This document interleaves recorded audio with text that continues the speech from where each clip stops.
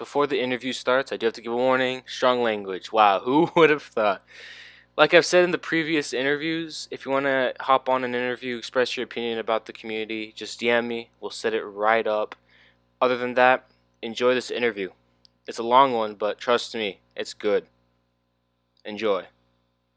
Hello, everyone. Welcome back to another The Hub interview. Today, I'm with a very special guest, someone who's very evolved with the Big Brother community that I want to know about, like I asked before in a previous interview. Also, he's in Oxy's season 8, and I'm here today with Mr. Fool slash Michael. How are you today? I'm all right. I'm all right. And yourself? You know, no sleep equals great interview. Yeah, it's gonna be fucking insane. Let's go. Oh man.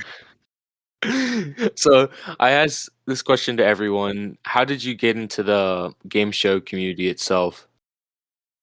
I like vaguely remember how I got in. All I know is when I first got my PC, it was like maybe August, late August, early October, and I was more so part of like a bunch of SMPs and all that stuff. Um, and then I was like, I'm bored. Let me watch Survivor. And then I was like, oh wow, well Survivor is fucking amazing for obvious reasons. Let me watch Big Brother.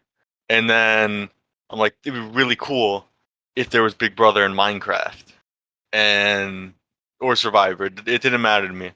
And so I just looked it up and I looked it up originally on YouTube where I found Andrew Yallo, which most people probably know, especially if they're from the Big Brother community.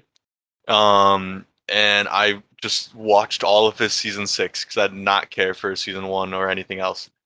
Um, which is honestly really cool because one of my favorite players from that season is Harrison, which, as you mentioned before, that I was in Kosamui season 8 of Oxys, so was Harrison. And when I first joined, I was like, oh shit, I know this guy. That's really cool. Um, but anyway, then I was like, man, I really want to play in one of these. And so I looked it up and then I found a bunch of like Discord servers with like the tag Big Brother or Survivor. And then I just was like, all right, let me just join all these 50 random servers. And some were Survivor, some were Big Brother. And I joined a lot of orgs at first. And I was like, okay, this is not what I want to do. And so I just like left all the orgs because they're all right, but kind of easy if you give like half a shit. No offense to org players. Um, but I mean, yeah, that's pretty much how I entered the community. There you have it. That's Michael's story. Yeah. So I wanted to ask this question. So did you get involved with the Survivor community first or the Big Brother community? I will always say my first game show was a Big Brother long term called Under the Radar, hosted by one of my good friends, Trey. Uh, However, in actuality, my first game show was an org, and it was a Survivor org hosted by this man, Swamp. And once I realized it wasn't a Minecraft, straight up, I was one of those dicks who just went inactive and did nothing. And then somehow I still managed to pull off a crazy tribal and then get eliminated regardless. I had to be idled out. That's it. On my first game. That was pretty crazy. Um, but I mean, it overall, I think my actual like first experience was a Big Brother game, and it was a ton of fun. I met a lot of cool people that I'm still very good friends with today, and it's crazy that a community can that you like just randomly join. You meet all of these cool people, you know, some good, some bad, but like most of the time they become your friends, and I'm still good friends with them. Like most notably from the season I played on was were two people, Squashwa and Lumi. Shout out to those guys if they watch this. Um, but they honestly they really helped me throughout the season. Not only like kind of learn how to play like Big Brothers and Survivors game shows in general, but also like taught me how the community like worked. and basically like, some people like who's annoying, who's not, who's like good, who's like shit, and help me like formulate my gameplay style really early on, which was really cool. And I had a ton of fun. And for my first game show, I did pretty well. Um, I got 11th out of 16th, which sounds horrible, but I dominated pre-jury, and then I only got evicted because someone couldn't count to 5. Shout out to Fading if you're watching. I doubt you are, but it's all right. It's all right. It's fine. Um, but yeah, Okay, so I want to transition to the survivor aspect first, and then you can talk all you want about the Big Brother community because that's what I'm eager yeah, to hear. Um, for obvious reasons. yeah. Um, so how did you find Oxy Survivor? That's the interesting question. Oh, this is quite the story. Okay. Um, I don't remember exactly how I first got into everything. But I was in a server called Max Survivor. Um, and I was like, man, I really want to play Survivor. This is my first ever Survivor. Um, and I was like, Survivor is a much more complex game than Big Brother. It takes a little bit more strategy. It's a perfect game for me. Um, and so I joined, and I had a tribe with a couple people. Some that I kind of remember, some that I kind of don't. One of them was Lumi, as I mentioned before, who was a good friend of mine, and this other man who was a good friend of mine as well, Blarga Flarga, and the big boy himself, Oxy, was on my tribe. Now, Oxy and I, we honestly hit it off right off the bat. Like, we were homies immediately, then we got swapped onto the same tribe. And then it was like bam, bam. We're being this epic duo. We get to merge. He finds like fucking he finds an idol. But it's like one of those it's one of those two idols that like can work together to be a super idol. But because a fun twist about it is that they are idols by themselves. He handed me one and I was like, bro, we running this shit to the end. And I tried to vote him out, Final Four, and then Larga made a questionable move and Oxy beat my ass at Final Tribal Council. But ever since then, Oxy and I have kept like a very strong bond. I would invite him to play a couple game shows with me prior to season 8. Um, and just stay in contact with him because he was a really cool dude. Um, and I enjoyed playing with him and spending time with him. And then I wasn't even in a server when like apps were out, and so he was like, "Hey, you're a pretty good player and you're a pretty cool guy. You wanna since applications are closed for season 8, honestly I don't mind pushing you straight to interviews. That way, we can get like something on you because I really want to see you play in season 8." I was like, "Yeah, sure. It sounds like fun to do a recorded." I mean, like uh, I literally watched like Andrew Gallo's season 6, and I thought that was really cool. And I was like, I really want to do that. And I get to interviews, and it was like bam, and then I made the game, and then yeah, that was short lasted but fun. It's very interesting, and worth it. Yeah. Yeah, we try to forget about that. That was my fourth Well, I mean, did you Survivor. at least enjoy your time? Your first recorded It was ever? enjoyable. It was enjoyable. I mean, I will say there was a lot of downtime, but it was enjoyable. Spoilers, by the way, if you haven't seen Oxy season 8, Michael did do so well. Uh, and let's Yeah. just say the production team of Oxy's doesn't like the straight to interview kind of thing now. It's like a curse. Yeah, um, it's bad. It's bad. It's bad. it's bad. So now we're gonna transition to the Big Brother community, which is what I really wanted to hear about because I'm just not involved that much. Actually, I'm not involved at all, Yeah. and you're way more involved than I am. Yes, And this is you've very. only joined at you said you joined in October last year. Yeah, I've only been for what Holy, is it, June? So like 8 months. So we'll label you as the newbie. Okay. It's weird to me to talk to people who joined newer than I am because I joined in like 2016, 2017, and Jesus everyone Christ. everyone that hears that they're like, "Wait, what?" They think I'm a That's new insane. player. Yeah, yeah, I mean, I get why because I did just yeah. collapse off of the platform, but it's fine. It's fine. We move. So we're going into the Big Brother community now. I wanted to ask, um, so you host your own unrecorded Big Brother series. What was the inspiration behind that? Okay. So as I mentioned, like really early on in this interview, I was a part of an SMP thing, and so when I first watched Andrew Yallow's season 6, I was still with my SMP friends, and I was like, hey, if I built like this little competition thing, would you guys want to play? And they're like, yeah, sure, why not? It'll be fun. So I gathered 7 of my SMP friends and one of my IRL friends, and I was like, listen, this is Big Brother. This is how you play.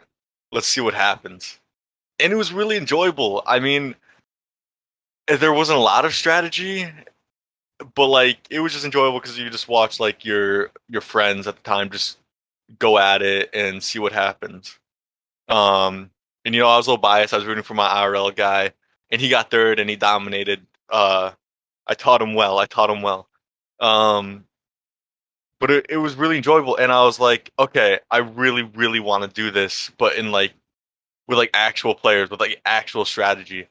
And so during my first game show, Big Brother Under the Radar, um, I was chilling with a couple of people in that season, like during the season, like week 3 or something. And I was like, hey, I'm kind of bored. Do you want to play in like a just a mini Big Brother? Um, and I didn't have a server, and I thought I was still under the impression that Turnos was like complete ass. So I used Minehut, which if anyone doesn't know what Minehut's about, the only way you can have a free server is having 10 player slots. So I could only host 9-player seasons. So they were really shitty, and I was not a good builder. I I took like a maybe 3-year hiatus from Minecraft. So all these blocks were like so random and so new to me. And not to mention the fact that I don't know how like colors mesh at all because I'm colorblind. And so my builds were just atrocious. It was a very, very bad fucking setup as well. Like when I got like a bunch of like actual players, I got for my season 2, I just got a bunch of people on production and a couple of people on the actual cast of the season I played on. And it was so bad and it was so poorly produced that it was held on a Discord group chat. Literally a fucking group chat on Discord where you couldn't go to other calls. You just had to type in messages if you want to do any gameplay.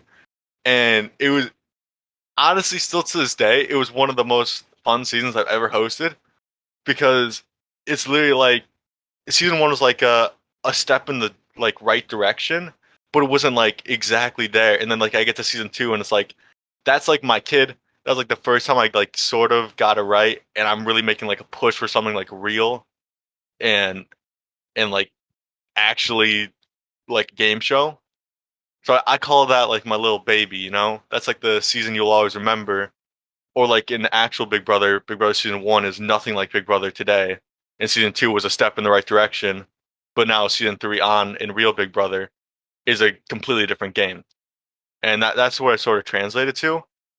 And ever since then, like it's just been getting so much better every single season. Now I host 16-player seasons on Eternos. I got I got 2 builders for me who I will die till this day defending them as the best builders in the entire community, Liv and Pi, and 2 of my closest friends in the entire community as well. And they've done so much for me. And honestly, if they aren't like helping me, there's no way in hell my game show would even be a thing. Um, and just seeing it grow season after season is just one of the most incredible things I've ever seen. Like I'm sitting at a steady like 140 plus people in my server. I have 15 seasons plus 2 joke seasons, and oh god, every season like it just makes my day. Honestly, like they're exhausting sometimes because they take a while, but just watching like people actually like have fun, like when you make something and people are out there enjoying it and actually having fun with themselves and being like, Mr. Fool, Michael, this is some of the most fun I've ever had playing game show. Thank you for letting me play, and thank you just for setting this whole thing up. And I'm just like, I fucking love you, dude. I love you, bro. Thank you so much. It just makes your heart so fucking happy when someone compliments something you know how much effort and how much like time you've put into something, and people like it. Because if they don't, then it's just like, ah, fuck, I really fucked up, you know. And that's why I love hosting so much. Not so much like it's fun to produce and fun to watch, but like when people are just telling you how good it is, and it's just like, yes, yes, that is what I live for. That is what I love. Thank you so much. And that's why I continue hosting. And I really wish I could do it more often, but like, in the summer my schedule is a lot more stiff and it's hard to work around it, especially with my co-host Liv. Um, our schedules are both completely different, and I can't do it without her. It just wouldn't feel the same, and it wouldn't feel right. Um, and I hope to do it some more. I also host a Survivor as well and a Survivor org. So hosting's always just been a thing for me, more so than playing even, just because hosting just always seems more natural. I always felt like I was more of a host than a player. Because I don't know why, but some people are like, you have like a host, like a talk show host kind of voice, and I'm like, I don't get that. And I'm sitting here and I feel dumb saying that because like you're literally right here interviewing me, and it's like, okay, I mean, sure, I guess I sound like I could host shit. That's pretty cool, and I guess it works out for me in the end. Yeah, there you go. There you have it. That's yeah. How do you as a host, when you start a season and you have like, let's just say you host a 16 player season and there's at least around 30 players in the waiting room. God, How do you choose and pick which player gets into your season? Like, how do you choose them based off of your interests? uh, straight off the bat, I have to get this out of the way because I hate. It's such a bittersweet feeling when you have like 30 people in your waiting room or something. Like it sucks, but at the same time, it feels so good because you're like, oh my god, these people all came out to play in my game show. They all came here, spent time waiting, spent time out of their lives waiting just to play in my game. And then like you get to the casting, and some of them they don't make the cut, and you're just like, oh my god, I feel so bad. Like, because there's some people that wait for hours sometimes, and it's just like, I mean, I have to cast you. Like, it'd be such a dick move for me not to cast you if you wait in the waiting room for 2 hours. That's like a big thing. Like, if you wait in the waiting room for hours, then I have to cast you, or else, my the good person inside of me is like, you're just gonna be a dick if you don't. Like, I shit you not, season maybe 13, I think. Um, this person named Hot Dog waited in my waiting room for over a day just to play. And I was like, I mean, props. I have to cast you. You probably didn't even need to wait all that time, but props to you. And so I did. Um, but some seasons I set up for newbies specifically, like season 12, the season you had played in, where I was like, listen, I'm gonna cast 12 newbies for a twist I have, and I had NKS in my DMs all day because he was a vet and he was really excited to play, and he waited in the waiting room for like 6 hours, and I felt like such a complete asshole saying, dude, I'm sorry, like I really want to go with this twist. I know you're a good player. I know you make seasons great, but like I really want to see this play out with the cast going along with the theme because it'd be really cool. Um, and that's another reason like sometimes like I'll step in and be like I really want to go with the theme of the season. Where season 12 was a coach's twist from the BBUS 14. Um season 12 was that. And so there's a lot of people that like are trying to play like a lot of vets, and I'm just like, I really want to do this season and see how it plays well out with just newbies, like in terms of newbies in my show, like people who have never played a season before, and then four vets because of the coaches twist. And I would get DMs, like my DMs were being spammed practically half that season. Like, you're such a fucking dumbass. Just because they're newbies doesn't mean they're better players and more entertaining. And I'm like, I just wanted to try something, and I think it'll work really well. And every season, I rank my season in terms of how much I enjoyed them and how well they played out. And literally number one is that season 12 because the fucking theme, the cast, and everything about it just meshed so perfectly that honestly, I was really happy it worked out well because it's kind of a slap in the face to everyone that was saying I was fucking stupid for doing all that just for the season. And it was great. But there's sometimes like in normal seasons where I don't really care about like the specificity of the cast or like the theme, where it's like, okay, I have to cast 16 people that could be good vets, winners, whatever. Um, and I'll still feel shitty with people with leaving people in the waiting room, but most of the time I'm like, okay, I know this person's play style. Um, I want to see them play again. I haven't been with them in a while in terms of like they haven't played in my game for a while if they're a vet. If you're a newbie, you'll always get like extra points. Um, there's a lot of vets that love to come play. Especially winners, because winners, I feel like winning my show um is very rewarding just in terms of the the overall difficulty of it. In my opinion, I feel like over time it's become more and more difficult to win, and it's proven every season. Um, because there's a lot of good players that play my game that struggle so much to even make it to jury, which is just incredible in my opinion. I mean, it sucks for them, but it's incredible to watch. Um, and so obviously, like people are like, "Oh, you're gonna cast a pre-made. You're gonna cast people that are friends." Most of the time, if I cast people that I know who are friends, I cast like people that are going to battle that. You know what I mean? Mm. Or sort of contest that group of friends.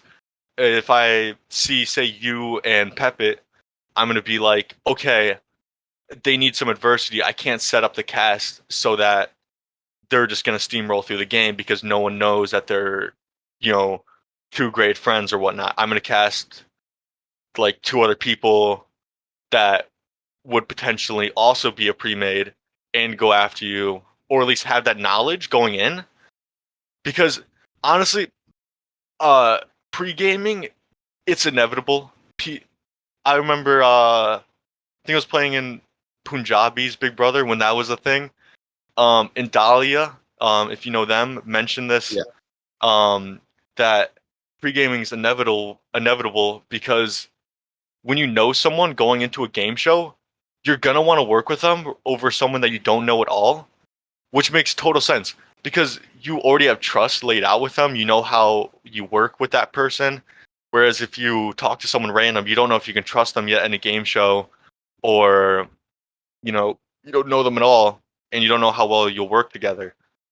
Which is genuinely, it's such a great. I love that, and I still remember that to this day because it's so true. Pre-gaming is inevitable, and when I cast, I have to think about that every single time.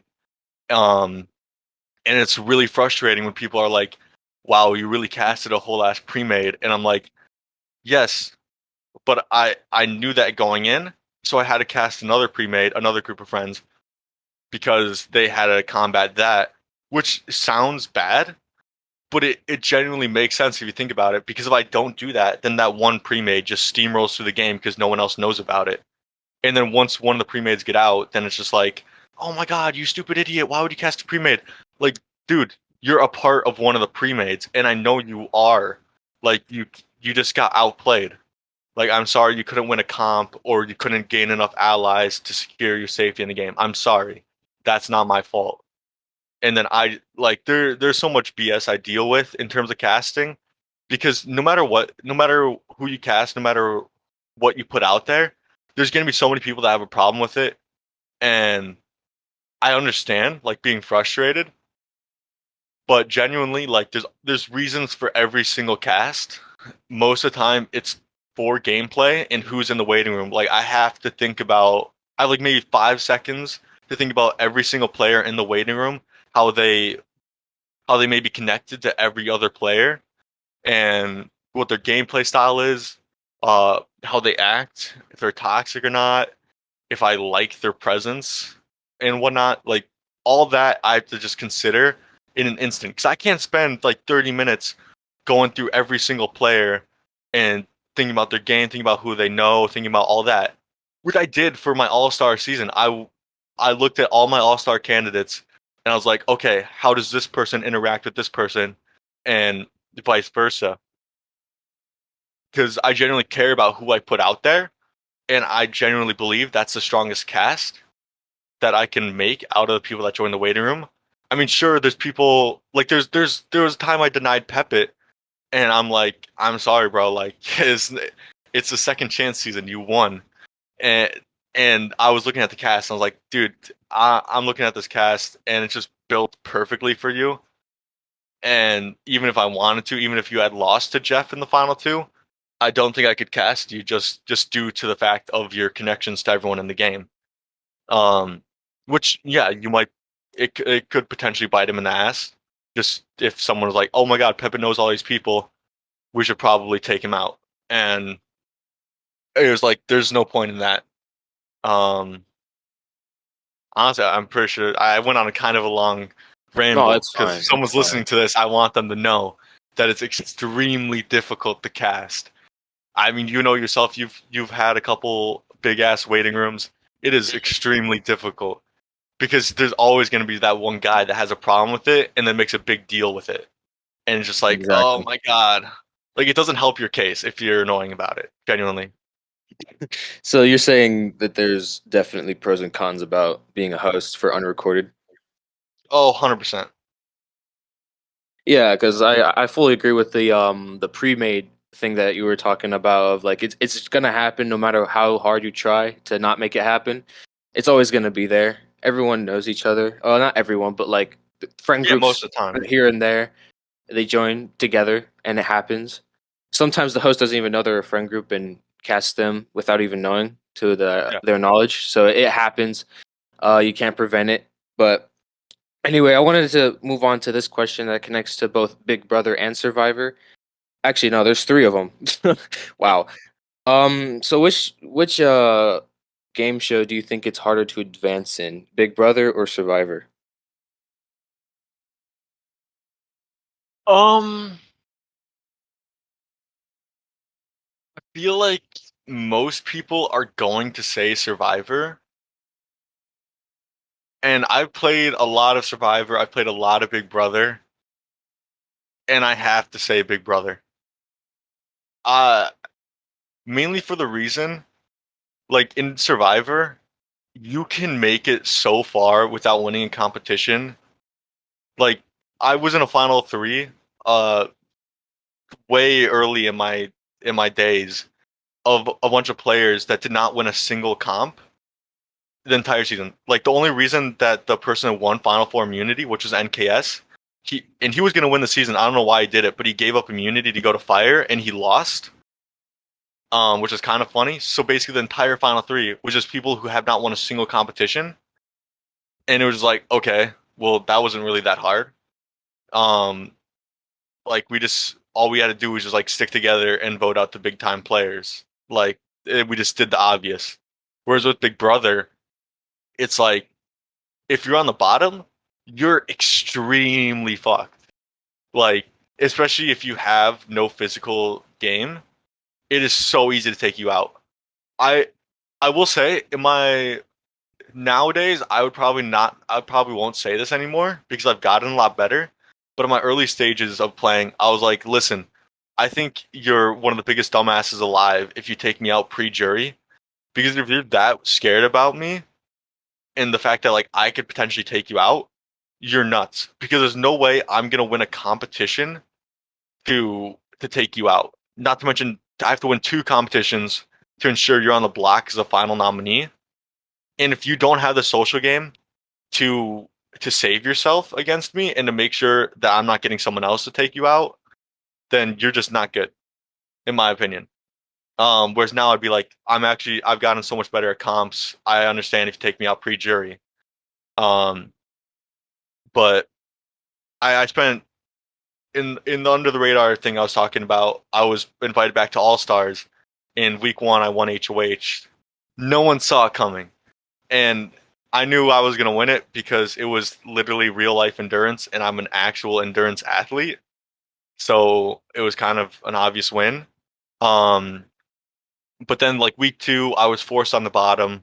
My alliance just stabbed me in the back after I saved all their asses, which was kind of funny. Um, and every week it was like, holy fuck. It was really stressful, and I did not know how to make it past week to week. And with it, I would have had to win comps, or at least have someone else that didn't care about me, that neglecting me as being someone on the bottom. Because there's so many times in Big Brothers where if you're on the bottom, people just don't care, and especially in the early stages, people will just take you out because they want to do what the house wants.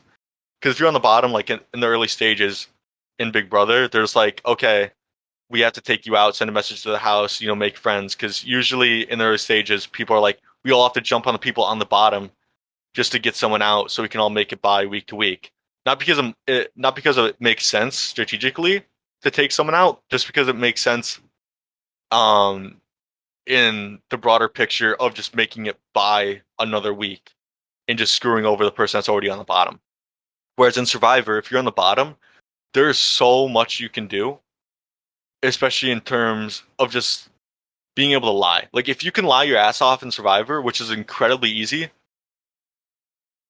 because I know because I've done it a billion times, and I've seen you as a social player. I'm not sure. There's probably multiple times that you've been on the bottom and you've just been like, "Oh, this guy said this thing, so we should like vote him out," and then people just Yeah. believe it. Because Survivor players, especially late game, are the most paranoid pieces of shit I've ever met in my life. Like you could say the dumbest shit of all time. You could be like, "Oh, Pepe won an immunity, gave it up to NKS, and said we have to vote you out," and they'd be like, "Oh my god, we have to vote Pepe out. Oh my god," and then you're just like, "Okay, well that was easy." I, at least for me, like I've had no struggle. There's a couple games where I was like been on the bottom, especially one recently where I was like, okay, this is just frustrating. I don't know what to do. There's not much I can do. Um, and then you just get screwed over, and it's like, okay, fair. But then in Big Brother, it's just like you have no shot. Like if you're on the bottom early game, you really have to appeal to every single HOH perfectly. Because you fuck up once early game and you're on the bottom, you're gone. And then late game, if you're on the bottom, you're gone. Because if you're on the bottom late game, that just means you're a strong player and you're being targeted like by everyone in the house, which means you have to win a competition every single week, which requires getting to play in veto if you're not HOH, winning HOHs to take out those who actually threaten you in competitions, taking out the right people at the right time, making sure you even have numbers in any sense, making sure your moves play out. There's so much more aspects to Big Brother in terms of like voting, competitions, and all that. Because in Survivor, all you have to do to get someone out really is just make sure they don't win immunity, and especially if you know where the idol is, it's just incredibly easy to vote anyone out you want in Survivor if they don't win immunity and you know they don't have an idol. It is so incredibly easy because there's so much you can say about them. If there's someone that's like a big challenge beast, you just be like, okay, as soon as the person loses immunity, we just vote them out because there's a very good chance they'll just go on an immunity run, and it's like the easiest basis ever to vote someone out. And most of the time they do go out unless you're NKS because you're fucking god. And which in Big Brother, it's like most of the time people want comp beast because if you're working with that comp beast in Big Brother, you do not have to worry about them coming after you because most of the time they're so hard headed and don't think about broader pictures, and you can easily use them as a fucking meat shield most of the time. It, and then also in Big Brother, you know, get especially early stages, getting like at least 7 votes every week. Like in the first week, you have to get 7 votes to ensure your safety on a vote, and then it goes down to 7 again because not only in the second week do you need 6 votes to at least tie the vote, you need the HOH's vote to save your ass, which is even harder because that's the person who just put you up, and you don't know if you're the actual target. And then it slowly goes down, but the further it goes down, the more likely you have less allies as well to even want to keep you in the game. And if they open their eyes and see that you're a big time player, they're gonna vote you out regardless. Not because it may not even be the smartest move for them. Like I was in the final five, and I had people who were dubbed my minions. In his final five, I was on the block, and they were like, "Okay, we'll might as well vote him out," even though probably wasn't the smartest decision for them because I was the only one that could win in comps and probably have a chance to even bring them further in the game. And then they got decimated fourth and third, which but it's understandable why you would take me out. It's like, okay, I have to take the chance that I can maybe find a window or a way to get further. But even when you chew down one of your own allies in Big Brother, it is very difficult to make it past that next week because it's like, oh, it's an ally down. How does that ripple with other players? How does that affect other players' perception of me and whatnot? Which is somewhat like Survivor, but in Survivor, I feel there's so many times where people just flip just for the sake of saying they flipped, and then they get to Final Tribal Council and be like, "Oh yeah, I flipped to save Happy, uh, because it seemed like the right move because Pepe was like a big challenge beast and whatnot." And then there's like, "Oh my god, you're a god tier player." I love people who flip because let's be real. I feel like this game show or Survivor game shows are so biased to people who flip and get away with it. It's genuinely really cool, but if you have no reasoning against it, or like you have no reasoning to go along with it, then I think you're stupid. Because there's people that flip just to flip, that which basically what I started off doing in your org. Mhm. But then it was like, okay, there's actual like reasoning behind it, which makes it such a good game. And same with Tony in Winners at War. It's like, yes, he flipped all the time, but there's very good reason as to why. Whereas if you're just a flipper, just a flip, then you just kind of look like a dumbass, and you really have no game other than the fact that you were bored and try to make things interesting. Which entertainment is very good, but at the same time, just because you're an entertaining player doesn't make you a good player. And there's a lot of people in this community that need to learn that. Genuinely, I ain't gonna drop names, but Oh snap! some people might know who they are if they think they're more entertaining than a good player. Dang, shots Yeah. fired to people I don't know about. Uh, Uh, okay, so you're talking about the how Big Brother is harder than Survivor, which, based on my experiences, I completely agree with. Because you said in Survivor, someone could say a fucking lie, and then boom, that yeah. person all of a sudden is in a better position than they were at the bottom. In my opinion, even though I haven't been in many Big Brothers before, in my opinion, being a social player in Survivor is so much more easier than in Big Brother because I like how you were talking about if you're on bottom Survivor, you can make up a lie, boom. You can do that in Big Brother as well, but it's so much harder because people just want you gone straight off the bat. And I feel like early stages of Survivor, you're on tribes, it's smaller groups of people, so it's easier to talk to people. But on Big Brother, you kind of start off with like the whole entire cast, and it could be the whole entire cast against you. Exactly, yeah. Which is So, the instead of worst like five thing in the people, world. instead of Yeah. five people in Survivor, this is an entire 15-person cast other than you, just against you for either one, no reason, or they just don't know you, or you just just on the bottom somehow. Mhm. So I truly agree with what you just said there. And talking about if Big Brother is harder than Survivor, what do you feel like is easier at the end? Do you feel like, I don't know they call it in Big Brother. How do you call it, like a final tribal council in Big Brother? Final two. Okay, so What do you think's easier? God damn it! what, what do you think is easier, Final Two or Final Tribal Council? Well, like presenting yourself? Yeah, yeah.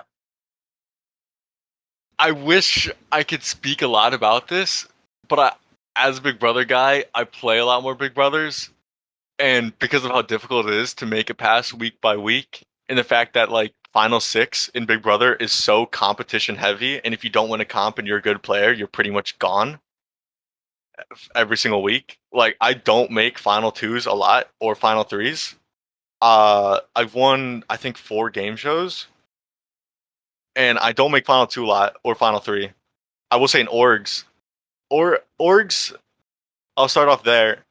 Very difficult, at least for me, to get my point across because you're typing, and we all know those times where like you type something and then some asshat in the corner just misinterprets it immensely and is like, actually, that is incorrect, and you're like, that's what I meant. I'm sorry you misinterpreted it that way, and then it's too late because they go so out of proportion with it and make you feel like a dumbass, and then you're sitting there like, oh my god.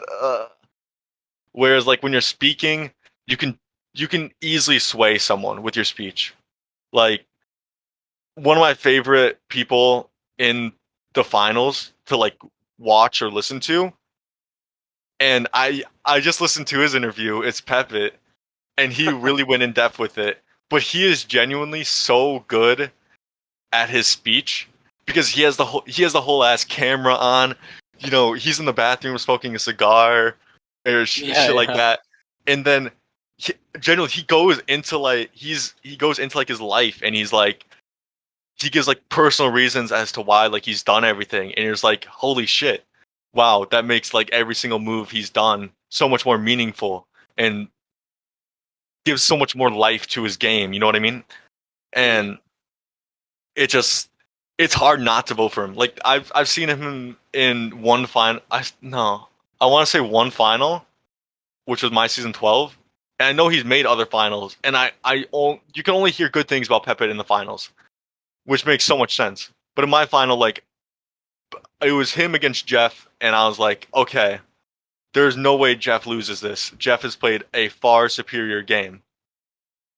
And then, as Pepe mentioned, he in his interview, he was like, "I know I can beat Jeff because I'm a much better talker than Jeff," and that definitely became like, or it definitely came to light in season 12.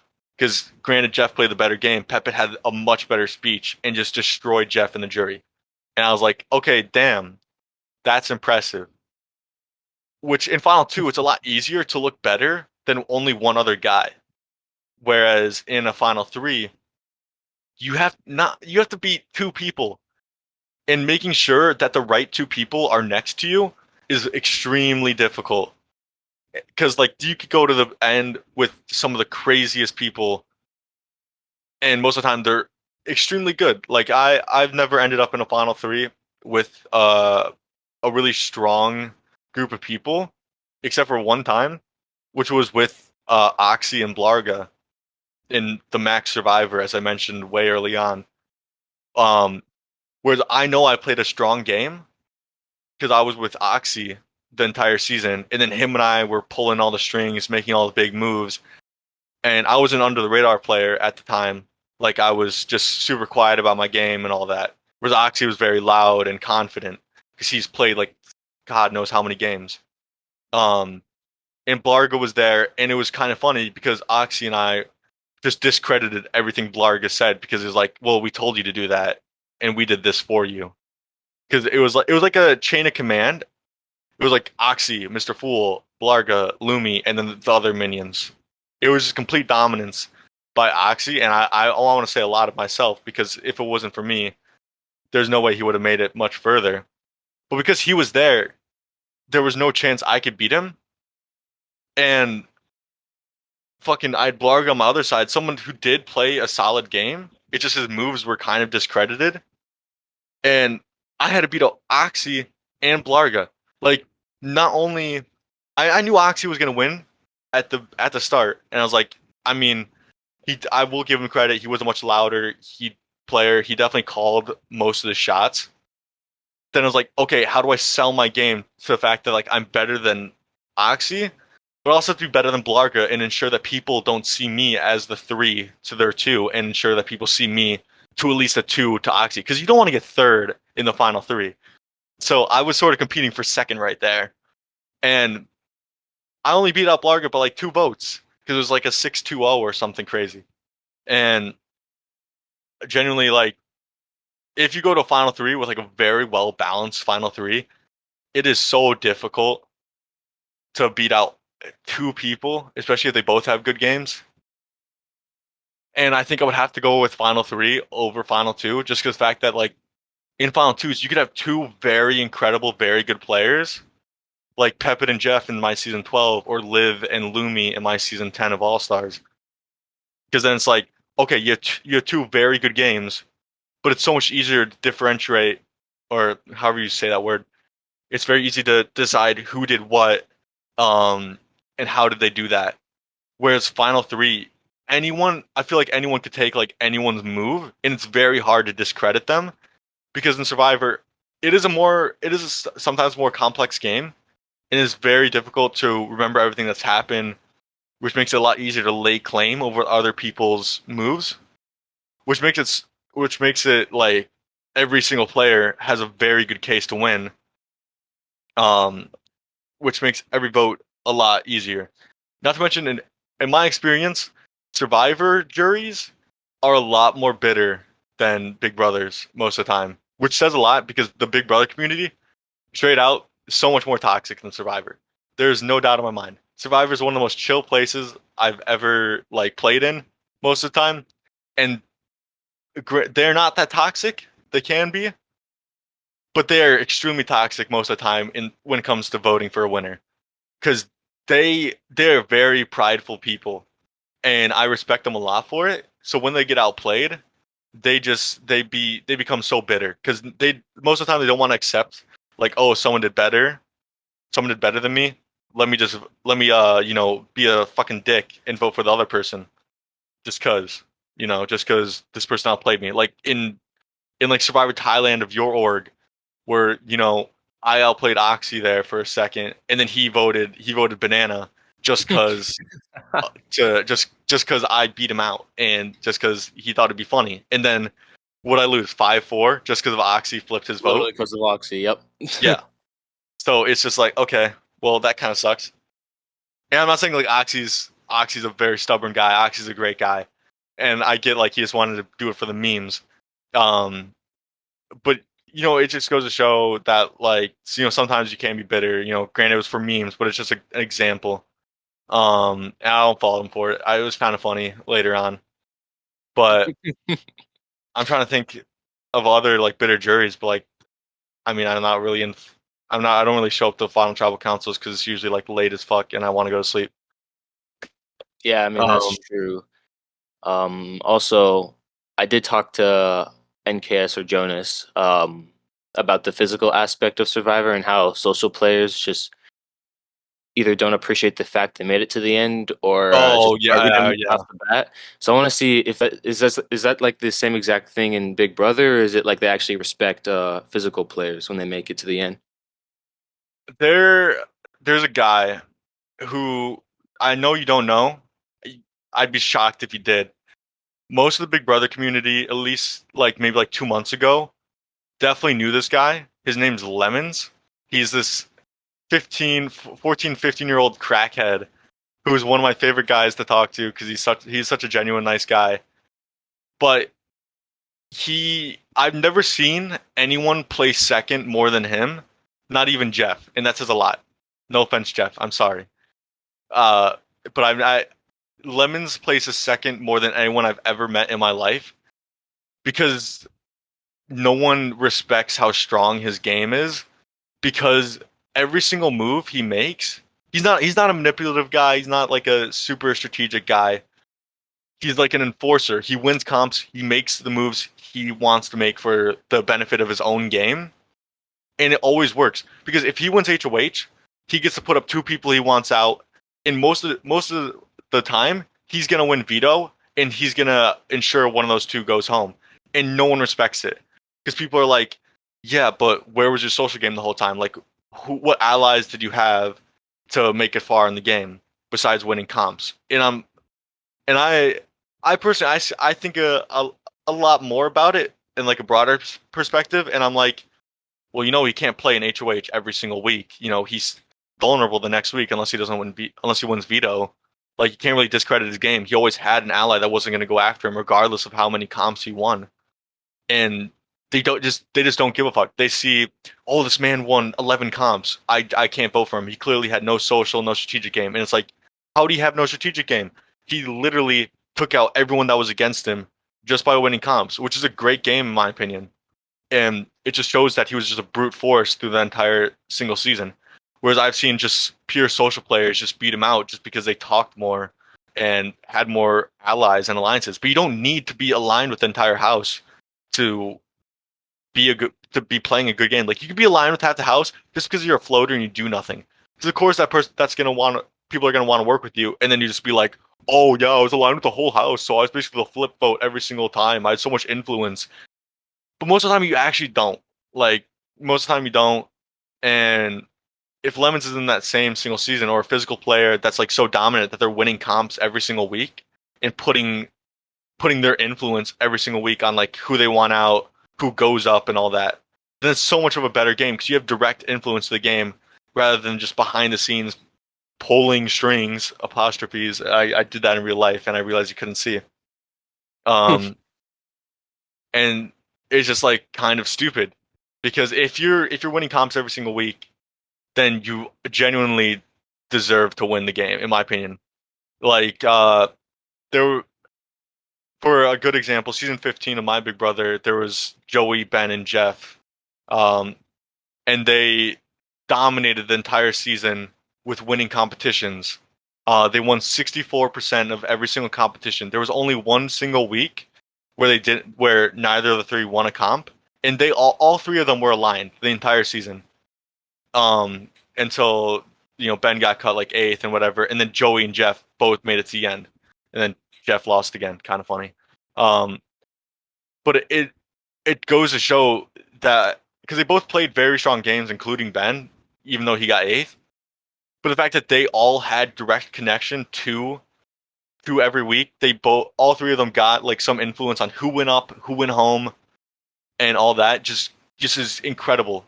And if you're a physical player and you're winning all those comps, then 100%, I get why you deserve the win, and I get that you played a better game. But there's a lot of players that will win comps for no reason. Like, at least for me, I think there's a lot of times when you should and shouldn't win a comp. And I've seen people win comps when they're the swing vote and like they're the person that everyone's trying to get and completely screw up their game. And it's like, why'd you win that competition? You just don't need to win that because you're set up so perfectly socially that you're going to be the swing vote regardless, and you were never even going to touch the block, or you're never going to get votes in Survivor. And it's that's when I like discredit your game. It's like, okay, you won this comp, but like for why? Like, you did not need to. You were perfectly fine. What's the point? And I get people like might use that against them. But if they are still week by week just taking out people by brute force, by winning comps, then it's like, okay, well, it doesn't matter. He still won a ton of comps. He still got like practically half the house out. Then it's like, okay, might as well vote for him. He took out the entire cast. And NCast is a great example, except I see him win a lot more than I see him lose. Um, and 100% his physical game screws him over. Like, there's a ton of times where like he's in the game and people are like, NKS is gonna win every single competition, every single immunity. We have to take him out before he goes on a run, and then it just screws him over. And then people go to the final, and then if he's there, they're like, "But you had to win immunities to save your life in this game." And then I know he's literally just gonna say like these exact words. He's like, "I had to win immunities because you guys were just gonna vote me out if I didn't." So what's the difference between me not winning immunities and me winning immunities? Which the difference is me making final two or me getting ninth or eighth, which makes perfect sense. And if he loses because of that, then it's just bullshit. And I completely understand his frustration. Um, but yeah, Yeah. like physical games, they get a lot of disrespect and they shouldn't. It's just people see like physical games on TV, and they're like, okay, it's not that very interesting.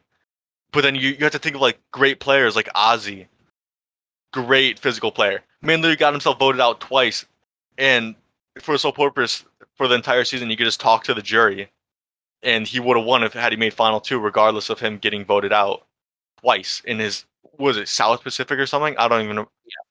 Yeah, South Pacific, and it's like okay, that's an incredible game. He knew he could. Genuinely, that's a scary ass motherfucker. If you're like vote me out, I want to go to Redemption Island, and then you're just like, holy shit, okay, this man's kind of scary. I don't want to go up against him in Redemption Island. I'm just gonna get fucking out if he's literally telling people to vote him out just so he can win in comms and just beat everyone. Like that's cold. And then you add like the social aspect, like granted you didn't talk to players in the game, but you talked to players on jury. It's like a whole new aspect of it, and it's like, okay, wow, that's a great use of the physical game. Whereas in Big Brother, physical games are completely disrespected. Like as I said before, it is very difficult to make it further in Big Brother than it is Survivor because being on the bottom, once again, you have to win a competition. And if you don't, then you're pretty much fucked. And then most of the time, if you're on the bottom and you even make it to the final two, you can't even use the underdog story if you won so many comps, which is bullshit.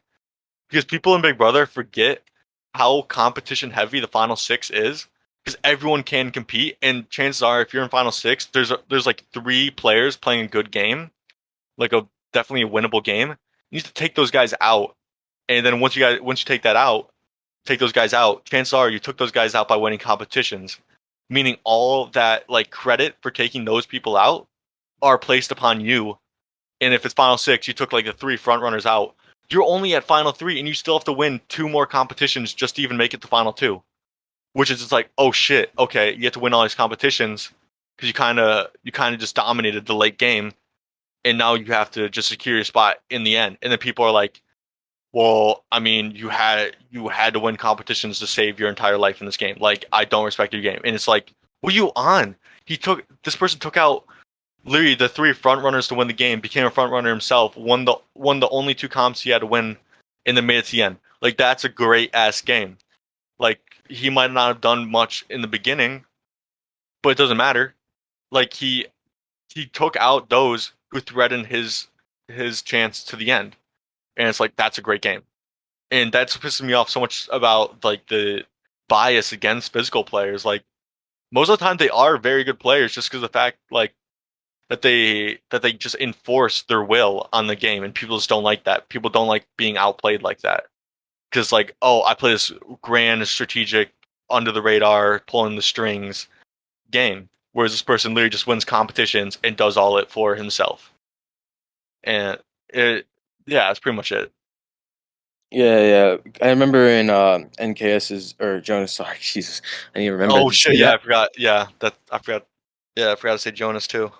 Well, what Jonas said is during his end portion of the interview, he said that the community is slowly healing towards, accepting physical players, but slowly, not even like fully accepting, like just a I'll tiny agree with bit. that because he Which wins a lot. He wins a lot. yeah, I'm he sure still there's a does win. period where he lost a lot, but I swear to God, every game I see him besides Killers, he wins, and it's incredible. It's incredible.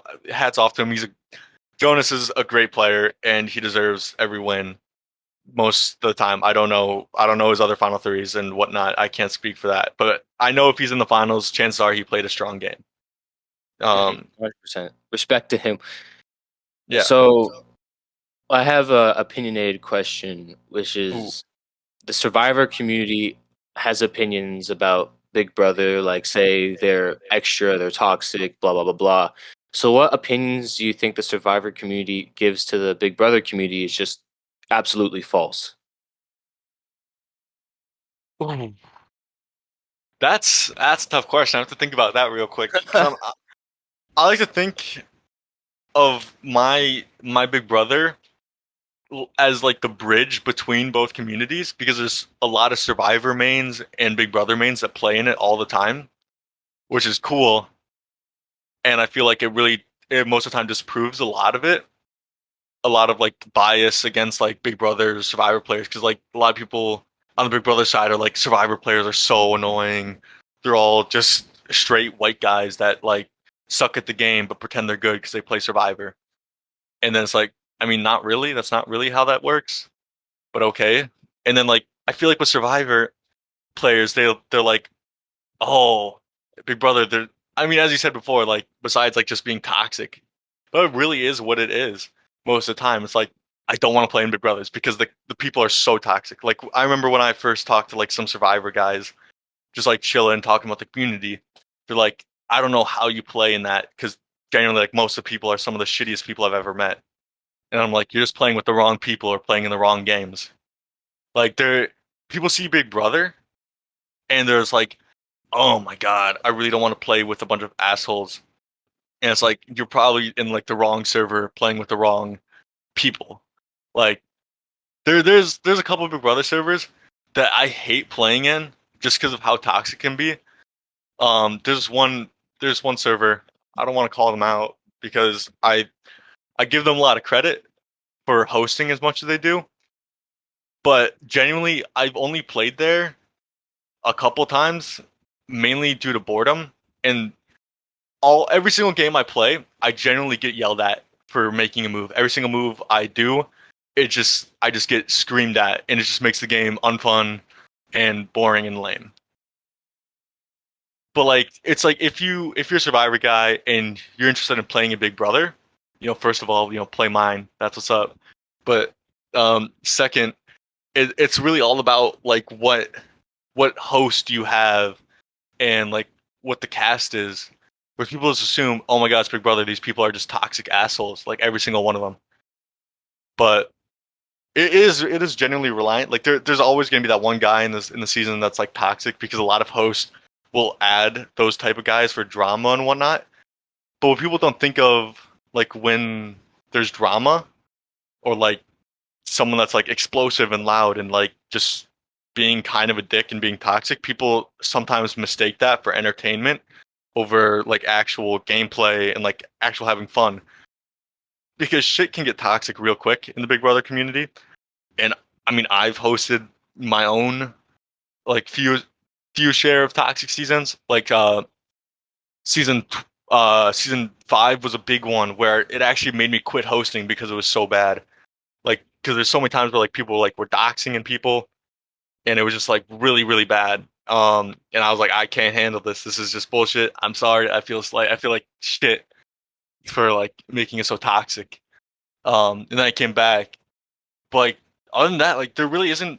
I can't really think of like another stigma Survivor players have against Big Brother players besides toxicity. Um, I mean, I guarantee Survivor players definitely think that they're better than every single Big Brother player. But I know that like there's a few Big Brother guys that will stomp a lot of Survivor players' ass. Um, like most of the time with these, because we may look stupid, we may sound stupid, but most of the time we know what we're doing, and that's what's up. And that's a fact. I know that. Yeah. So I have one more question. Technically, it's like a two-part question for Big Brother, and then we'll get into the final questions and then do the wrap up. All right. So the final question for the Big Brother is, or the Big Brother community is, what do you feel like the Big Brother community could improve upon, and what do you think the Big Brother community just does well? And you can answer the improve one first, and then switch on to the what they do Yeah. well.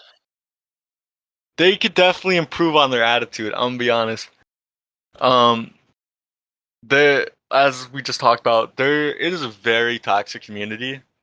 I think Big Brother overall, like the actual game, has been become toxic over time because genuinely, like a good example straight out the bat is in Big Brother Canada.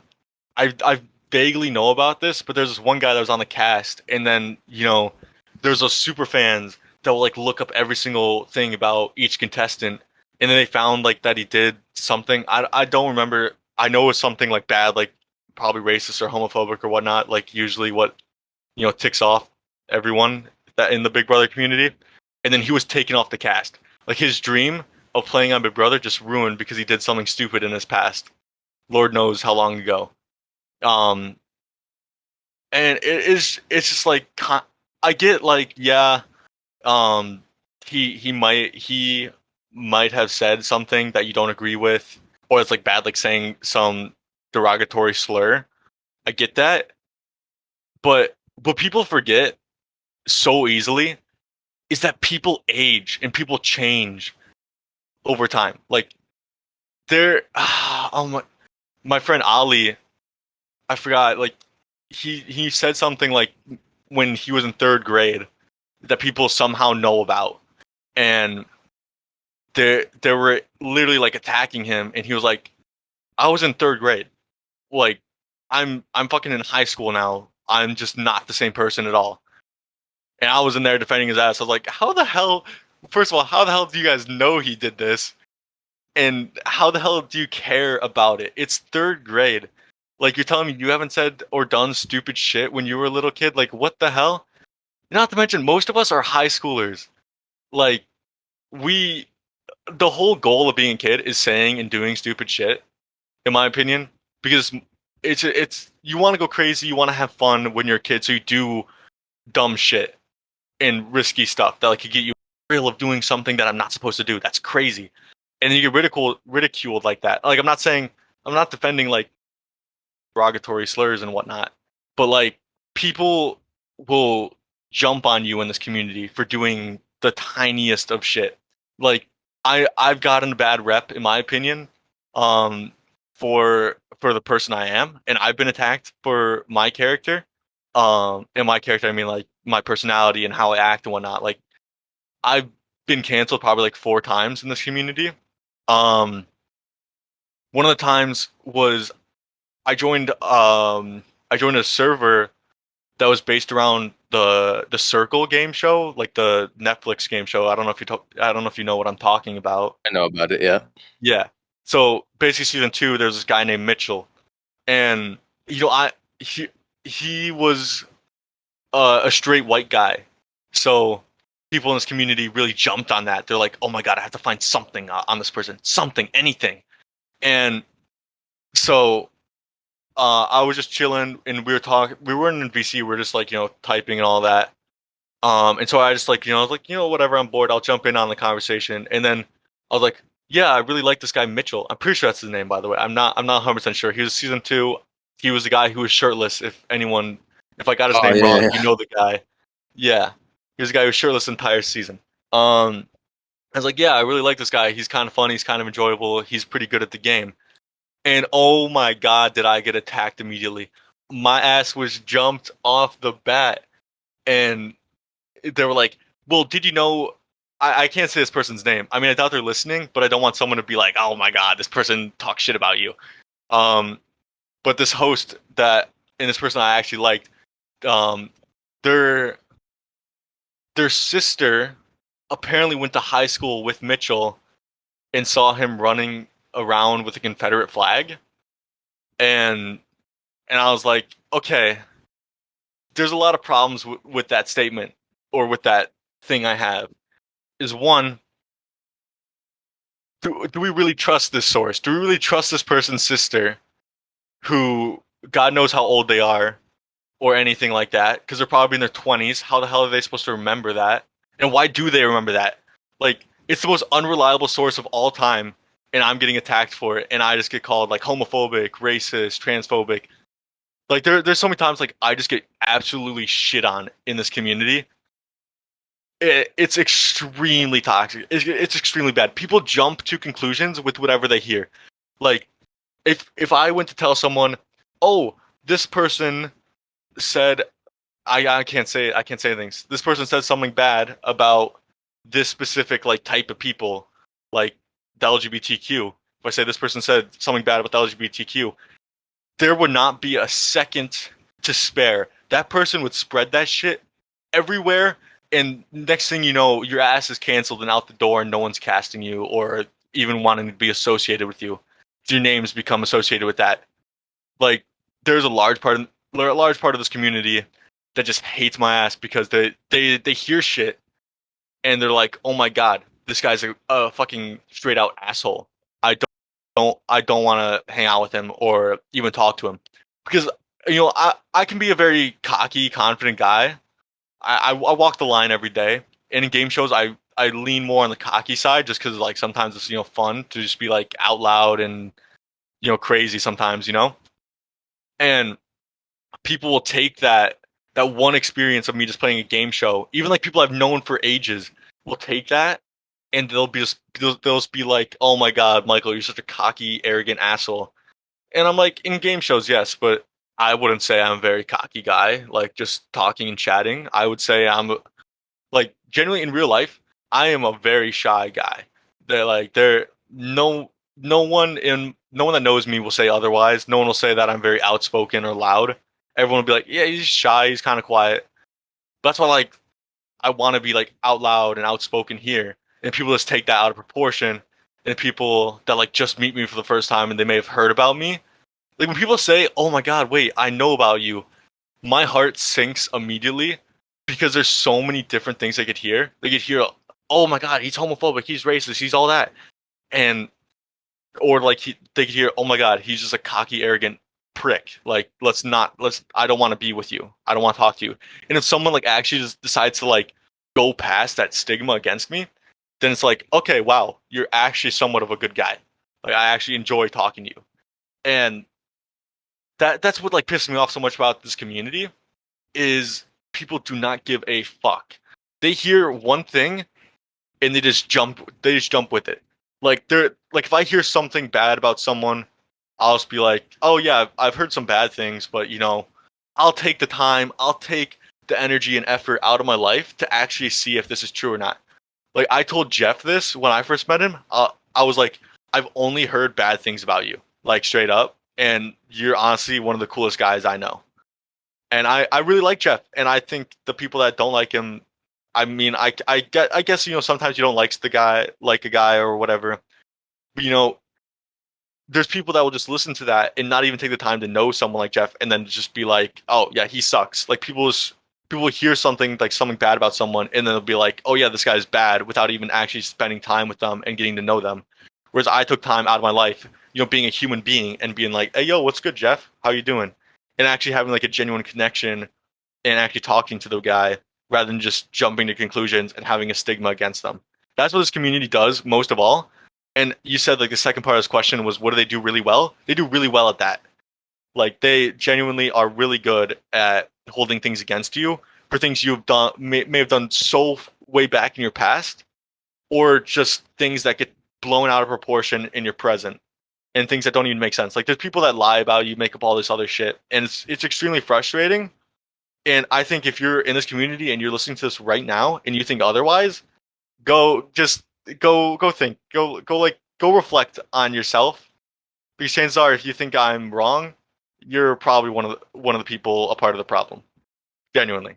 Like I like to think of this whole community as a high school, and it so is because there's the friend groups that hate each other, the little cliques and all that. It's all like that. It's genuinely like high school.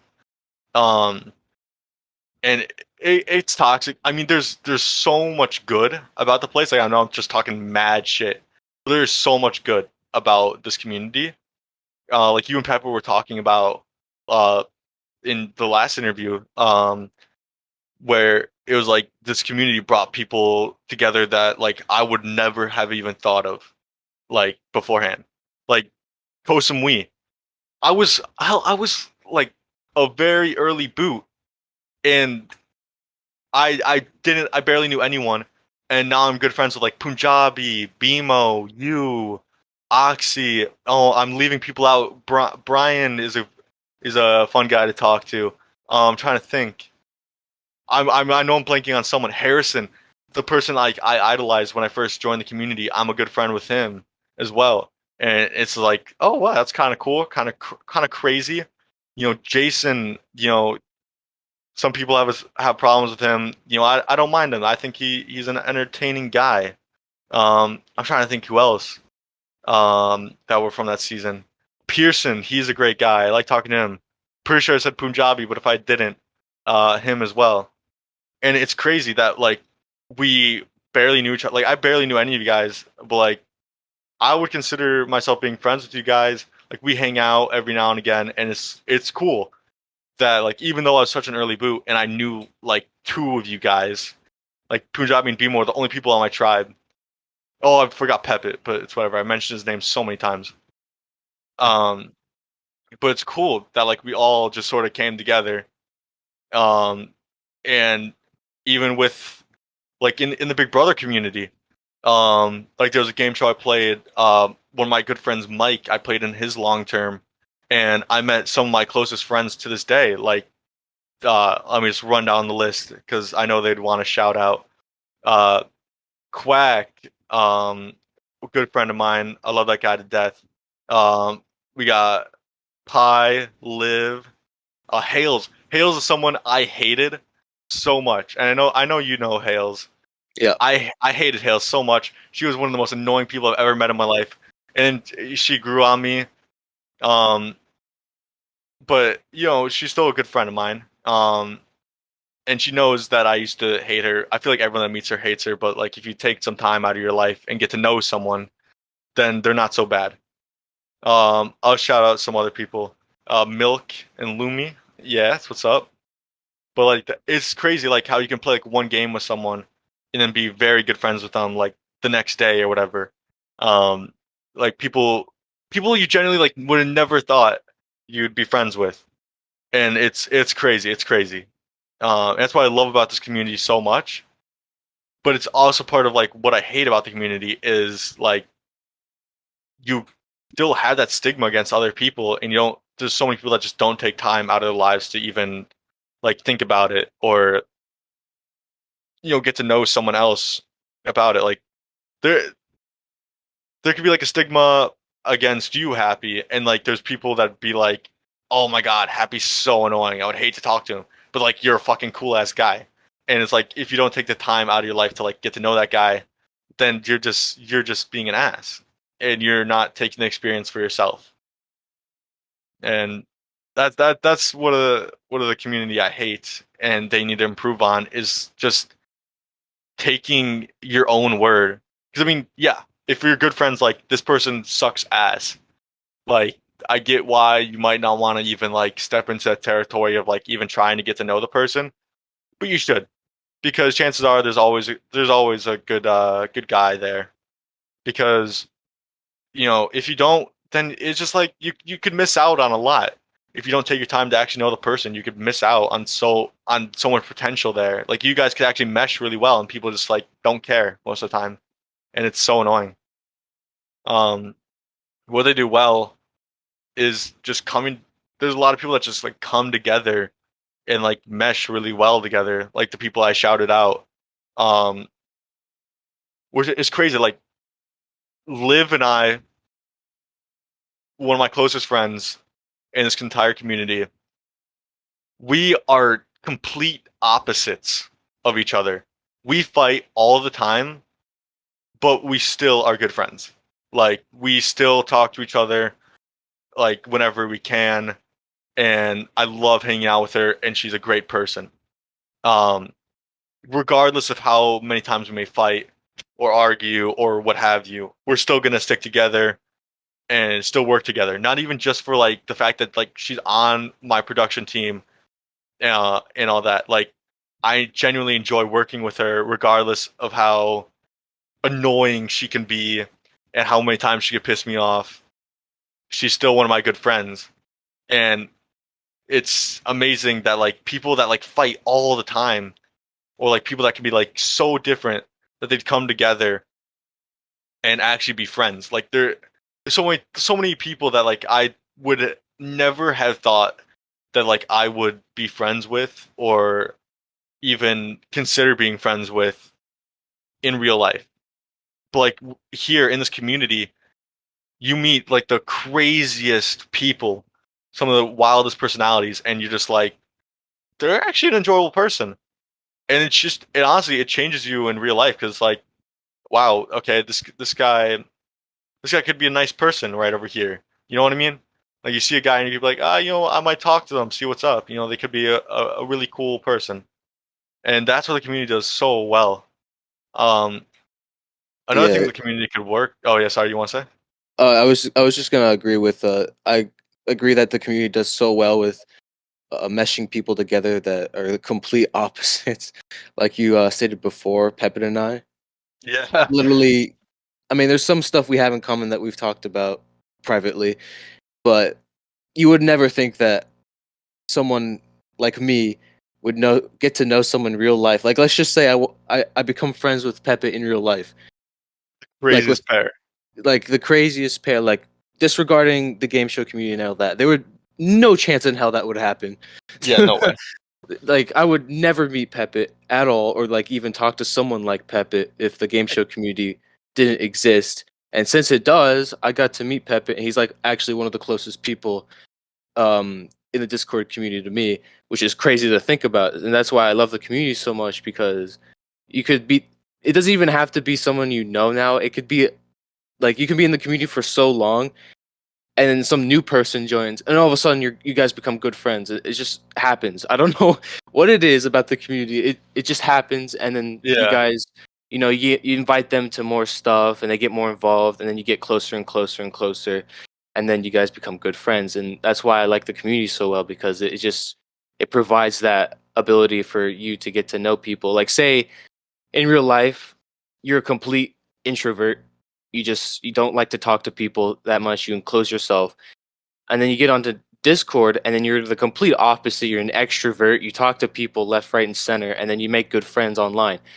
And that's what I like about it. The Discord community can, like, not the Discord community, the game show community can just make you get out of your comfort zone and then just talk to people that you would have no idea at all that you would be like talking to, which is, I just love it. I just love it. I yeah, went yeah. on a little bit It's tangent crazy. there, It's but crazy. It's crazy. No, you're good. You're good.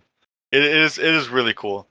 I because I feel like a lot of people like are more outspoken and like talk a lot more than they do in real life because it's like these people are online. Chances are I'll never meet them. I could like talk more about like my life and be more open about myself, and it's like that's really good. Like making those like genuine connections that you might not be able to even make real life because it's harder to talk about like stuff like in real life than it is over like a fucking mic and behind a screen. unfortunately, my audio just kind of said, nope, I'm not going to work today, and got wiped out from the existence of all mankind. But to sum it all up, I just asked Michael this one question, which was, how does he feel about the game show community currently as of right now? Here's his response to that question, and then afterwards he responds to a last question and then shares his opinions at the end. So here's the answer to how does he feel about the community as of right now. Um, I would say it's solid. I mean, I do think, especially on the Big Brother side, there needs to be a little bit more hosts or something, a little bit more like activity because it gets a little stale. Um, in terms of not a lot of people play Big Brothers anymore. Like Big Brother, I would say is a little bit it's kind of dying because no one no one really is like, oh man, I really want to play Big Brother because of the stigma against it in terms of toxicity. So everyone's like, oh, okay, no one's gonna want to play Big Brother. I want to host like a Survivor, the Challenge, the Circle, Totem Pole, um, Strikeout, whatever it is, like all these cool new game shows, and then it just sort of leaves Big Brother in the dust. But Big Brother is like one of the best. It is probably besides Survivor the best game show, just like entirely, like actually. It's like if you think of top dogs in game shows, it's like Amazing Race, the Big Brother, Survivor, and Big Brother's just so left in the dust. Like I only see one person hosting Big Brothers like on a somewhat consistent basis, and it's just like okay, I mean that's cool, but like literally no one else hosts. Like I haven't hosted maybe like 2 months or something crazy, and I'm still one of the bigger Big Brother hosts in my opinion. Whereas like all the servers I'm in, it's like, oh, we're doing a Survivor, we're doing a the challenge. Because I mean, I get like you always want to do something different, but like Survivor is like basically the same shit. Survivor is a booming industry. Everyone's hosting Survivor. Everyone's trying to do their own recorded, do all this, and I respect like you're trying to do your own thing. But if you're a host and you're looking, or if you want to be a host and you're looking for like a game show to like start your series off of, I would heavily suggest Big Brother just because of how dead it is. Like no one hosts. Every single time a Big Brother's being hosted or trying to be hosted, it's a long term, which no one wants to play long terms because of how long it takes and how much of a time commitment it is. Whereas a short term, it's a gold mine in my opinion right now because of how little it's hosted, and you could get so many players, especially like some might not be the most enjoyable people, but like that it'll just build up over time. Like you will not get it right the first try, and you just got to keep going. Like there's people that will have like a shitty season. You just got to keep pushing through. Um, and the Big Brother industry like really needs a boost back to life. It is dying fast, in my opinion. Where Survivor, it's booming. Like there's so many people host like every single day, and I could play in any Survivor like I want because there's always a Survivor going on. Genuinely, like it's crazy, it's insane, and there's people that host consistently, and it's like that's really cool. Like, I want to play in that. Um, and then it's like okay, well it's just Survivor, and it's just bland. Like there's people that I respect people that like try to branch out to different game shows and all that. Like, but you need like a broader thing, in my opinion. And if you really want to become like big fast, I think Big Brother's the way. Not, I mean, yeah, it can be a iffy community from time to time, but it'll probably be the quickest way to make a name for yourself, and then you could do whatever you want. Like you just be like Epic Game Shows, bam. Then that way it gives you the opportunity to branch out to any other games you want. You just do a couple of Big Brothers, do Survivors, do the challenge, do whatever you want. But if you start out with Big Brother, I guarantee that person will sky to like 100 plus people very fast, especially if they know what they're doing and they do really well. Trial seasons, the best. If you do trial seasons, do it. Do it. That way you can get it right off the bat if you want to be that perfect. Because the Big Brother, I'm giving tips out here because the Big Brother needs some life. Um, whereas Survivor, it's genuinely really good. And then the challenge has been making a very strong name for itself lately. Like there's so many people that are trying to host a challenge, and the challenge is a very cool game, and it's doing really really well. Um, which is crazy because like I'm surprised people want to play in a game show that's basically just competitions, but it's great. And every part about like the game show aspect of the community is really is really strong. I just wish the only thing that like I would say about it is just like you got to have respect for like other players and people that may or may not outplay you, because that's like the key. Like bitter jury is like the worst thing, and it just ruins the entire game. So if someone outplays you, tip your hats, move on with your day. Don't be a dick. So yeah, that's pretty much it. Good to know. Good to know. So, final question before you get your final minutes to express anything you want. Is what's your future plans with the community? Like, are you gonna host, a recorded Big Brother? Or are you just gonna be here and there in the community? Like, what's your future plan in the community? As of now, seeing as the summer, I'm a pretty busy guy, so I've sort of been here and there. There's been like periods where I'm just like consistently online, and there's periods where I'm just consistently off and just living life. Um, my plan, and I've stated this to multiple people, that after I graduate high school, I'm probably out of the community just to focus on like trying to get the adult life together because everyone's like, oh my God, adult life is so hard. So if I could get like a good jump on it, that would be great. Which leaves really only 1 year left pretty much in this community, which is still a lot of time. Um, and I still have a lot of things I want to do. Like, I I really want to finish up my Big Brother series. Like I'm only on season 16, and my goal is to eventually make it a Winners at War season, which would be incredible. But I mean that's like my main goal right now is just finishing what I started, and I only got a year left, and that's like a little worrying because it's like I don't want to force it like all to like just be like, oh, Winners of War season 20. Then it's like kind of lame. Um and like I, there's so much you want to do because there's a ton of possibilities. I want to win a couple game shows. That'd be so much dope. That would be so dope. I really Englished really well back there. Um, but because I don't win a lot, it sucks.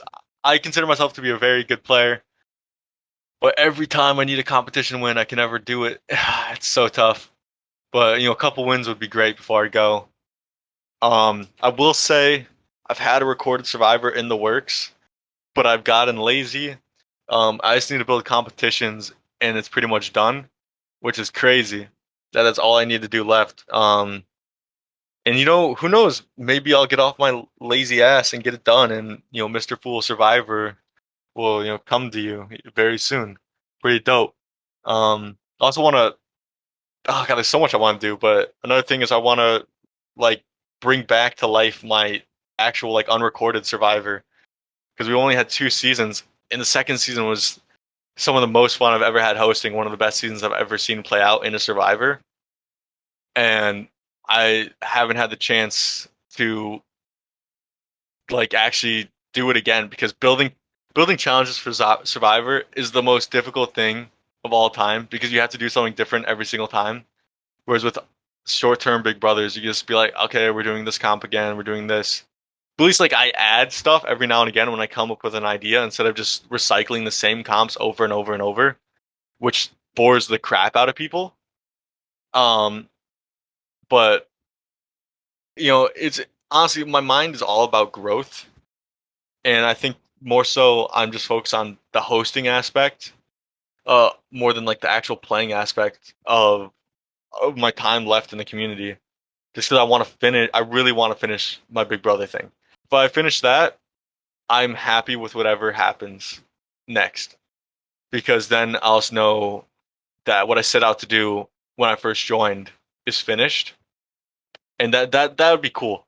2 years in the making, and you finish everything you wanted to finish. Then it's just like, wow, that's incredible. That's a great ass feeling. Um, Other than that, like, I mean, it will suck to leave. Like once I actually go, because I mean, there's gonna be so many people I'll miss. But I know that's like when I have to leave, and that's when like I have to be done with everything. I mean, sure, if I'm a couple seasons away from finishing everything, like in my Big Brother more specifically, then I'll probably stay a bit longer. But I only got so much time left. And you know, I mean, it will suck to leave, as I said, but I kind of have to at some point. Uh, but at least I'll go knowing there's so much about this place that I'll never forget. And I hope to make so much more memories with like people playing games, just hanging out with people, because having people like really forget how genuine some interactions can be in this community, and it's one of the greatest things ever, and it's one of the things I'll never forget is actually just like not even just a game show part, literally just hanging out with people either after a game or just overall just in my free time, just being like, hey, what's good? We want to hang out for a bit, play Minecraft, play whatever the hell, or just chill out and have some fun. 'Cause it's just it's great. This community is genuinely great. Besides toxicity, even with game shows or without, it's one of the largest communities I've ever been a part of and some of the most fun I've ever had. And I just hope to continue doing that and hope it all just goes well and nothing like shitty happens. So, do you think? I mean, I guess this is my final question. Apparently now. So, you said you're gonna completely just like after a year, once you want to get your life started, like your real life started, you're just gonna get off of Discord. Do you think there'll be times during your life where you'll just pop in and say hi once in a while? There will definitely be times where I'm gonna lose the fight with myself to like join back. Like I there's it's really hard to just like leave this community. Like I tried taking a break for like 2 weeks because I really needed to like focus on myself for a bit, and all that, personal shit. You know what I'm saying? And it was very difficult to get off here because there's people like genuine like people like you consider like friends, close friends on the server or on Discord that you're like you feel like an ass like just leaving them. But for me, it's like when I become 18, when I'm out of high school, you know, I gotta like in terms of like I gotta focus on like getting a job and all that, which like boring, maybe jumping the gun, but like I got college, like people may not know, and I doubt like anyone listening really knows that my big dream is to play college baseball and potentially further. That is my life. That is everything. That has always been number one in my life is baseball. Um, and it's that's everything to me. Like I cannot let anything impede that. And Discord has a lot. Like there's so many times where I just be on Discord and I'd be like, man, I could be at like the gym or like I could be taking fly balls or taking ground balls, hitting in the cage, working on my footwork, working on my swing. There's all these things I could be working at because, uh, a little off topic kind of, baseball is like probably in my opinion one of the hardest, if not the hardest sport to be really good at and to make it like to the next step. Like making college is so difficult and it's like a necessity for me. Like I have to do that. Like I have to make it. It's everything. And like with my opinion is like when I graduate high school, I only have like one season left, like of high school baseball, which is because I play for my club team during the summer and my high school team throughout spring. And it's like, do I really want to spend that summer that could potentially be my last summer playing baseball as a whole? Do I want to spend that on Discord or do I want to spend it in the gym every single day, like working constantly to get better, um, and potentially making it no longer my last summer playing baseball and extending it by a year, another year, potentially further. Like, I mean, it's sort of like that. And at the same time, it's like, college.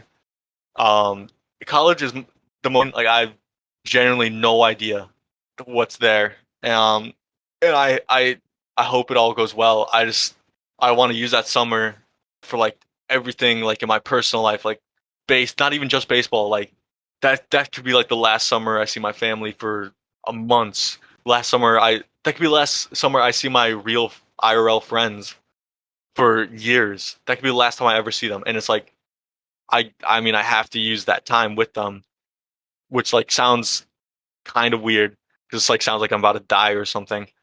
But like that could be like the last time. It's like I want to have like one big summer send off. You know what I mean? And if I'm on here, then I'm not out there either playing baseball, hanging out with my family, hanging out with my friends, and that's like what's so important to me. But I won't leave like unannounced. I'm definitely gonna have like a week or so where I'm like, this is my last week, guys.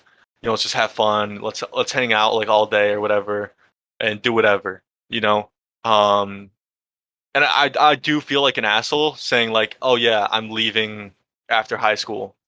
I'm gonna just go off and live life like, because there's people like I have strong relationships with people now, and it's like, oh my god, could you imagine how much stronger those relationships are gonna be in a year, and how hard that is to leave them because like that's literally like leaving another family altogether and then being like, yeah, I'm sorry guys, I just have to do what's best for my life. I'm gonna feel like an ass, and there's no chance in hell I'm gonna forget over half the people here because one, I have a pretty solid memory when it comes to people. And there will definitely be times where I come on maybe like when I do have free time, when I'm like, okay, this will be like a good time, just like hang out with people or whatever, because I'm bored. And I'm definitely gonna leave a ton of servers. I'm probably never gonna play a game show again unless like I'm like, okay, it could be fun. Um, but the only thing I could see myself using Discord after is just like reconnect with some people every now and again and be like, hey, yo, what's good? You want to hang out for a bit or something like that. And it'd be really cool to meet a ton of these people in real life. That'd be so much fun. Um, but that's where like I see my life in like a year, and it's like I feel like that's best for me. And I've kind of said that to myself once I realized how time consuming and how distracting this community can be in a good way. I'm not saying like it's a bad thing that it can be distracting or whatnot, but that's where I see it all going. But yeah. Now we move on to the final portion where you get to express any kind of opinion you want. This time is yours. It's like I've said, it can be about any community, or it doesn't even have to be about the community, it's just your opinion. So this is your time. Go ahead. Oh God, I don't know if I have an opinion. Um, but playing my game shows, that's what's up. Happy, you should like, put the Discord link in description. Also subscribe to Happy. I'm probably gonna shout this out on all my servers once it gets posted as well. See how it's reacted. Hopefully, no one cancels me for saying some stuff because I was talking mad shit about the community. If someone cancels me, it'll be really funny. I'm gonna pull a Pepit and say, "Hey, yo, if you watched all this way, say I like MrFool and Oxy sucks." Say that to me in DMs, and I'll give you a brownie point. All right. Because I can already tell it's gonna be a long one. It's been like 2 hours almost. Um, but yeah, thank you, Happy, for having me. It was a ton of fun. My vocal cords are definitely worn out, and it's already the middle of the day, and I have so much left of it. So it's gonna be so much fun when I have a dead voice. Um, but yeah, it was great. I enjoyed my time. It's a lot of fun to be here, and hopefully you do something like this again because I would love to do it. Oh yeah, I'll definitely bring you back on in the near future. Hey, let's Just go. or when you're about to start your career and everything, I'll get you back on before that. My career, yeah, yeah, my career. Yeah, Let's go. your baseball career, of course. I got faith. Thank you. So like I've said at the end of each I guess these are podcasts now. They're fucking an Yeah. hour to an hour and a half. So if you want to be on it, it's simple. It's so simple to get on this. Like all you gotta do is DM me, and I say what day you free, and then you like this one, this one. I was like, all right, bet this is the time. Come in, we'll talk. It's as simple as that. Like we don't have to have any kind of relationship. You can talk about any community you want. Just DM me. I'll be happy to bring you on. Um, Everyone, thank you for listening so much. This was a long one, but it was very informative to me and maybe more Survivor players out there that don't really know about the Big Brother community. So I really enjoyed my time here. So everyone, thank you for watching. Have a good one. Thank you, Michael, for coming on. It was a pleasure to interview you. Thank you. And yeah, everyone have a nice day. Peace. Peace.